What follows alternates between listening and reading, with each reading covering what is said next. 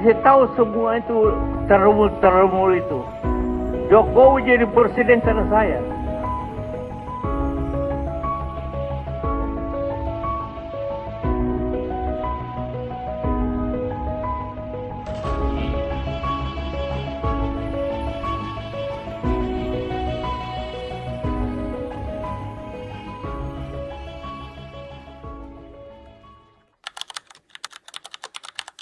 Assalamualaikum warahmatullahi wabarakatuh. Salam orasi kritis.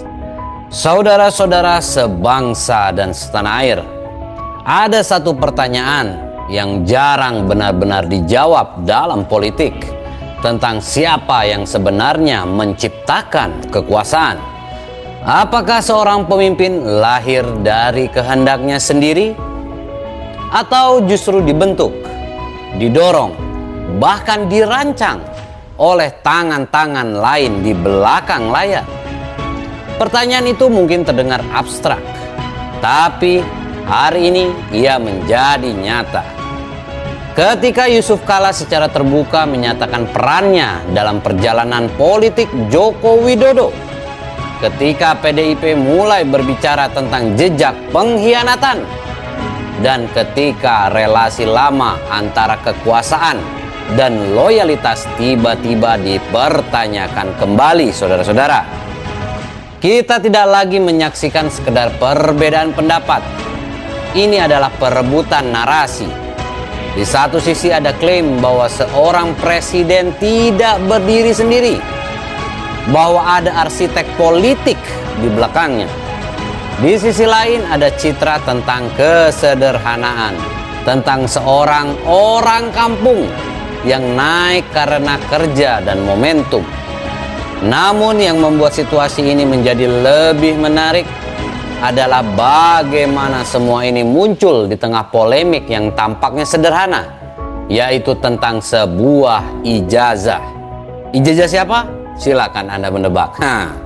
Sebuah dokumen akademik yang perlahan berubah menjadi pintu masuk untuk membuka kembali sejarah loyalitas.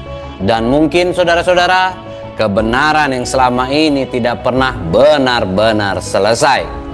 Lalu pertanyaannya sekarang bukan lagi sekedar siapa yang benar, tapi siapa yang berhak mengklaim cerita tentang kekuasaan itu sendiri. Mari kita analisis.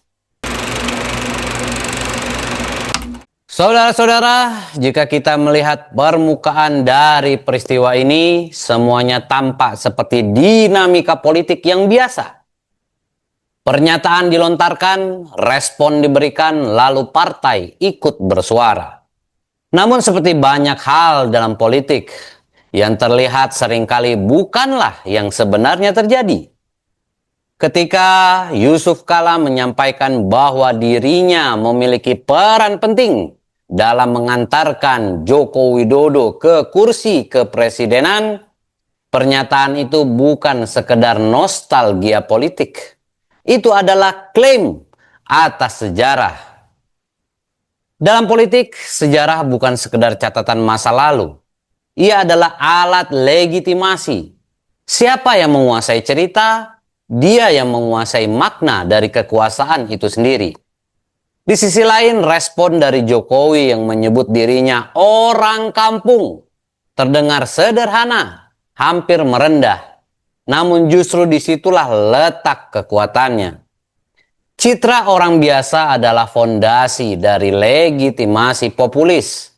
Sebuah narasi bahwa kekuasaan tidak diberikan oleh elit, melainkan diperoleh dari bawah, dari rakyat, dari proses yang tampak alami. Di titik ini kita mulai melihat benturan dua narasi besar. Narasi elit melawan narasi kerakyatan. Narasi dibentuk melawan narasi terbentuk. Lalu masuklah PDIP ke dalam percakapan ini.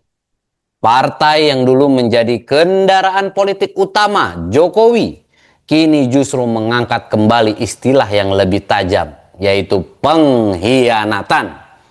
Ketika sebuah partai mulai berbicara tentang pengkhianatan, itu bukan lagi soal strategi politik jangka pendek.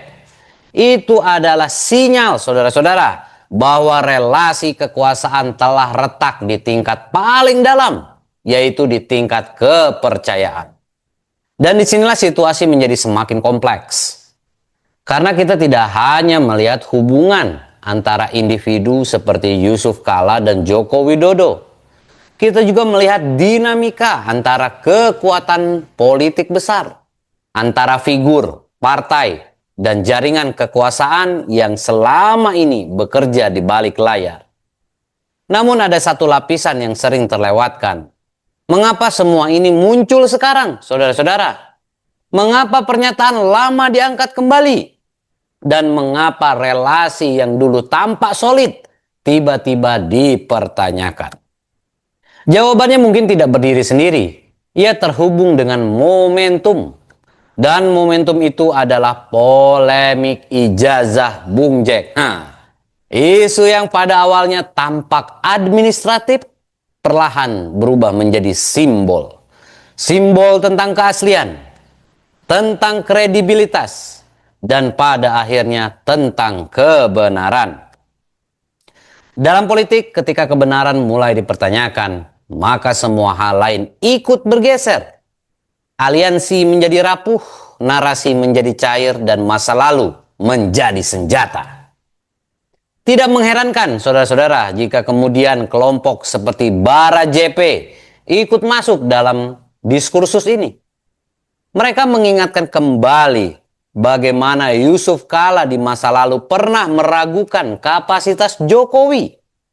Sebuah pernyataan yang mungkin dulu dianggap biasa, namun kini menjadi relevan kembali. Hal ini menunjukkan satu hal penting, saudara-saudara. Dalam politik, tidak ada pernyataan yang benar-benar hilang. Semuanya tersimpan, menunggu waktu yang tepat untuk digunakan kembali. Dan ketika waktu itu datang, yang terjadi bukan sekedar perdebatan, melainkan rekonstruksi realitas.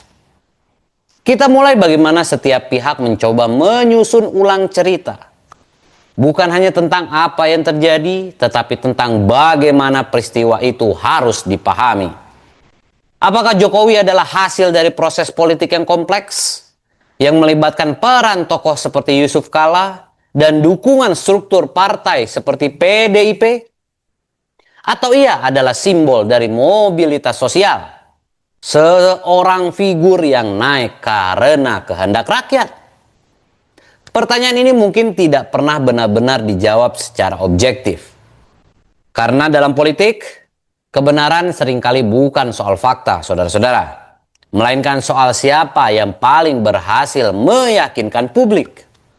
Dan di titik inilah kita mulai melihat siapa yang diuntungkan dan siapa yang dirugikan.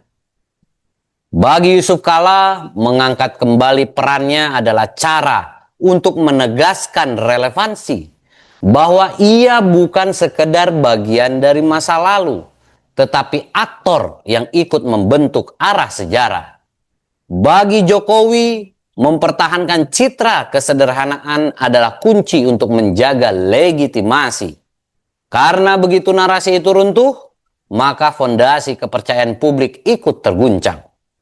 Sementara bagi PDIP, mengangkat isu pengkhianatan adalah upaya untuk mengontrol kembali cerita, untuk memastikan bahwa sejarah tidak ditulis sepenuhnya oleh mereka yang telah keluar dari garis partai. Namun di tengah semua itu, saudara-saudara, ada satu pihak yang justru paling jarang disebut, yaitu publik alias rakyat jelata seperti saya. Rakyat yang selama ini menjadi dasar legitimasi justru seringkali hanya menjadi penonton dari pertarungan narasi ini. Mereka disuguhi potongan-potongan cerita, diarahkan untuk mempercayai versi tertentu, tanpa pernah benar-benar mengetahui keseluruhan gambaran.